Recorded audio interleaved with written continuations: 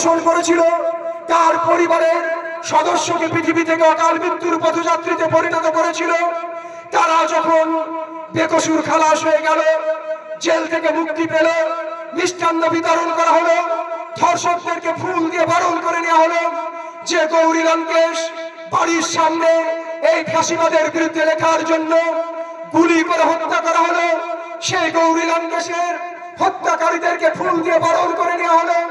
যে সাবির মল্লিক, আপনার লক্ষ্য করেছেন গুজরাট উত্তর 24 পরগনা ক্যানিং এর বাড়ি, বাসন্তীর সাবির মল্লিক যখন সে রাজস্থানে গিয়ে পরিযায়ী শ্রমিকের কাজ করতে গিয়ে নিজের বাড়িতে গোমাংস রান্না করছে, এই সন্দেহে তাকে বাড়ি থেকে বের করে নিয়ে এসে পিটিয়ে মারা হলো। আপনার লক্ষ্য করেছেন যে বেহুলা খান, তার পুত্রবধূ সন্তান সম্ভাবা, বাড়িতে সন্তান আসবে, সেই সন্তান চোখের সেই সন্তান মুখে হাসি ফোটাবে, এই আশা বুক আশা নিয়ে যখন গায়ে গরু কিনে নিয়ে গুটি গুটি পায়ে সেই বেহুলা খান রাজস্থানের একজন প্রান্তিক চাষি, সে যখন বাড়ির দিকে রওনা দিয়েছিল, তার পুত্রবধূ সন্তান সম্ভাবা সন্তান জন্ম দেবে, গরু দুধ পালন করবে, সেই দুধ খেয়ে তার নাতি পোতারা সুস্বাস্থ্যের অধিকারী হবে। গরু নিয়ে যার অপরাধে বেহুলা খানকে পিটিয়ে হত্যা করা হলো। আজ আমরা হদিশ পাইনি আখলাক কোথায় আছে, আজ আমরা হদিশ পাইনি যে আখরাজুলকে পিটিয়ে হত্যা করা হয়েছিল, সে অপরাধীদেরকে অ্যারেস্ট করা হয়নি।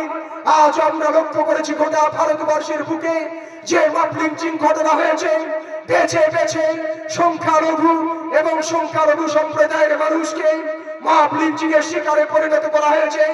যে সংখ্যালঘুদের জন্য বলা হচ্ছে দরিদ্র অসহায় প্রান্তিক মুসলিমের উন্নয়নের জন্য, ডেভেলপমেন্টের জন্য, ওয়াকফ বোর্ডের দুর্নীতি রোধ করার জন্য ওয়াকফের সংশোধনী প্রয়োজন, তাহলে বলুন সত্যি সাধুবাদ জানাই।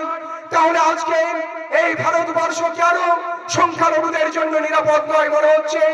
আজকে বিভিন্ন দেশের পত্র পত্রিকায় আপনারা লক্ষ্য করেছেন, আমেরিকা থেকে শুরু করে ব্রিটেনের বিভিন্ন দেশে যে সার্ভের পত্র পত্রিকায় সেখানে গর্বের সঙ্গে বেরিয়ে আসছে যে ভারতবর্ষে এমন একটা রাষ্ট্র যেখানে সংখ্যালঘুরা নিরাপদ নয়, সংখ্যালঘুরা নিজেদের কৃষ্টি কালচার, নিজেদের ধর্ম পালন, মত প্রকাশের ক্ষেত্রে তারা নিরাপদ নয়।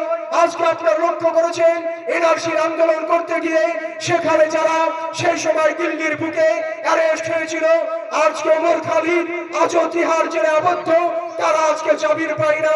তারপর 10 বছর 20 বছর জেলের খানিকানার পরে বেকসুর খালাস হয়ে যায়। তাই আজকে ভারতবর্ষের মুসলিম সম্প্রদায়ের মানুষ, সংখ্যালঘু সম্প্রদায়ের মানুষ, তারা এটা গভীরভাবে অনুধাবন করেছে যে সরকার যদি সত্যি সংখ্যালঘু সম্প্রদায়ের দরদি হতো আর সর্বোপরি ভারতবর্ষের মানুষের দরদি হতো, তাহলে আজকে ঔষধের দাম বৃদ্ধি পেত না। আগামীকাল 8 তারিখ ডিজেল এবং পেট্রোলের দাম বৃদ্ধি পাচ্ছে। আপনারা লক্ষ্য করেছেন পরিসংখ্যানে দারিদ্রতার দিক থেকে ভারতবর্ষের র্যাঙ্কিং কত, জিডিপি ক্রমান্বয়ে দিনের পর দিন বৃদ্ধি পাচ্ছে না, ক্রমান্বয়ে নিম্নগামী হচ্ছে। ভারতবর্ষ একটা দরিদ্র অসহায় দেশে গোটা বিশ্বের বুকে আত্মপ্রকাশ করছে। আজকে চাকরি নেই, কর্মসংস্থান নেই, হাজার হাজার কোটি কোটি টাকা দুর্নীতি করে যারা নীরব মোদী, লোহিত মোদী আজকে বিদেশের বুকে পাড়ি জমিয়েছে, যে কালো টাকা উদ্ধার করে নিয়েছে ভারতবর্ষের মানুষকে স্বপ্ন দেখানো হয়েছিল, সেই স্বপ্ন যখন পূরণ করতে পরিপূর্ণ ব্যর্থ, তখন ক্রমান্বয়ে একটার পর একটা ইস্যু নিয়ে এসে চায়ের দোকানে, বাসে, ট্রেনে, ট্রামে মানুষ যাতে আলোচনা করে, চর্চা করে এটা নিয়ে যে আজকে ওয়াকফ বিল, কালকে 3 তালাক বিল, পশুদের কৃষি বিল, তারপর শ্রমিক বিল, এইভাবে একের পর এক বিল নিয়ে আসা হয়।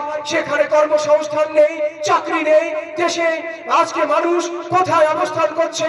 এদিকে মানুষের মুখটাকে ঘুরিয়ে দেওয়ার জন্য একের পর এক আমরা 2014 সালের পর থেকে লক্ষ্য করেছি ক্রমান্বয়ে মানুষের মুখটাকে চেঞ্জ করে দেওয়ার জন্য এই বিলগুলো নিয়ে আসা হয়েছে। এই ওয়াকফ বিলের সংশোধনীতে কি বলা হয়েছে? ওয়াকফ বিল আগে আপনার সেন্ট্রাল ওয়াকফ কাউন্সিল ছিল, সেন্ট্রাল ওয়াকফ কাউন্সিল সেখানে আপনার পরিপূর্ণভাবে যে কমিটি ছিল, একজন যিনি চিফ হবেন, এক্সিকিউটিভ অফিসার হবেন, তিনি মুসলিম হবেন। সেখানে যে বাইলও ছিল ওয়াকফ বোর্ডের বাইলয়ে স্পষ্টভাবে ভাবে বলা ছিল সেখানে মুসলিম হবে এবং সেখানে যে কমিটি থাকবে কমিটির মেম্বাররা মুসলিম হবেন এবং প্রত্যেকটা স্টেট ওয়াকাফ বোর্ড ছিল, স্টেট ওয়াকাফ বোর্ডে যে মেম্বাররা থাকবেন মুসলিম হবেন এবং সংসদ বা সেখানকার একজন বার অ্যাসোসিয়েশনের যিনি মেম্বার থাকবেন লয়ার থাকবেন তিনি মুসলিম হবেন। কিন্তু দুর্ভাগ্যের বিষয় এই সংশোধনীতে আপনার পরিপূর্ণভাবে 3A 3C এবং 3C2 এই তিনটি সংশোধনীতে স্পষ্ট করে ঘোষণা করা হয়েছে। 3A তে যে ওয়াকাফের সংশোধনী সেখানে বলা হয়েছে যে ওয়াকাফ বাই ইউজ ওয়াকাফ, অর্থাৎ আপনি এখানে যেমন ধরেন দিল্লির জামে মসজিদ, সেই দিল্লির জামে মসজিদ বছরের পর বছর সেখানে বাই ওয়াকাফ ইউজ হচ্ছে মুতাল্লির মাধ্যমে। এই সম্পদের মালিককে হয়তো সে অবস্থান করছে পাকিস্তানে, মূল যিনি মালিক অথবা বাংলাদেশে। আজ থেকে 300-400 বছর আগে অনেক সম্পদ রয়েছে এই ভারতবর্ষের বুকে বাই ইউজ ওয়াকাফ হিসাবে, অর্থাৎ বংশ পরম্পরায় সেটা ইউজ হয়ে আসছে ওয়াকাফ বোর্ডের আন্ডারে, যেটা ওয়াকাফের সম্পত্তি। কিন্তু